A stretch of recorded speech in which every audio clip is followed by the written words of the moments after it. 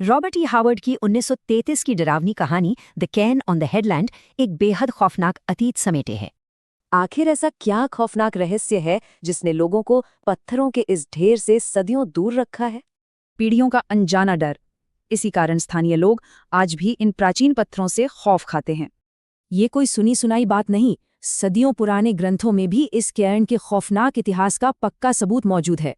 कहानी में जबरदस्त टकराव है। एक तरफ लालची ब्लैकमेलर ओटाली है और दूसरी तरफ प्राचीन सेल्टिक खून वाला ओब्रायन। तभी 300 साल पुरानी कब्र से निकली एक रहस्यमयी महिला ओब्रायन को एक बेहद प्राचीन क्रॉस थमा देती है। यही खेल पलटता है। केयर्न के पत्थर को छूते ही ओब्रायन को पिछले जन्म की यादें आने लगती हैं। उसे 1014 का क्लोनटाफ युद्ध याद आता है, जब सेल्टिक योद्धाओं ने खूंखार वाइकिंग सत्ता को उखाड़ फेंका था।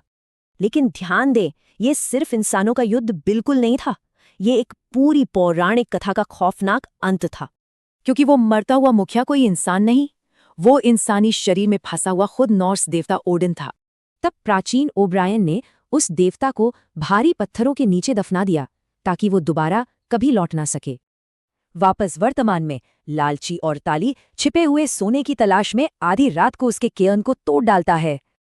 और बड़ी गलती, औरटाली के कोट से जादुई हॉली की टहनी सीधे उस प्राचीन सुरक्षित शव पर गिर जाती है। तुरंत आसमान में रहस्यमयी रोशनी चमक उठती है और देवता का इंसानी शरीर पूरी तरह धूल में बदल जाता है। और फिर ओडिन पत्थरों से बर्फ और अंधकार के एक विशाल बेहद खौफनाक साई के रूप में बाहर निकलता है। नतीजा, लालची ओटाली एक अंधी कर देने वाली आसमानी बिजली के भयानक प्रहार से तुरंत जलकर राख हो जाता है।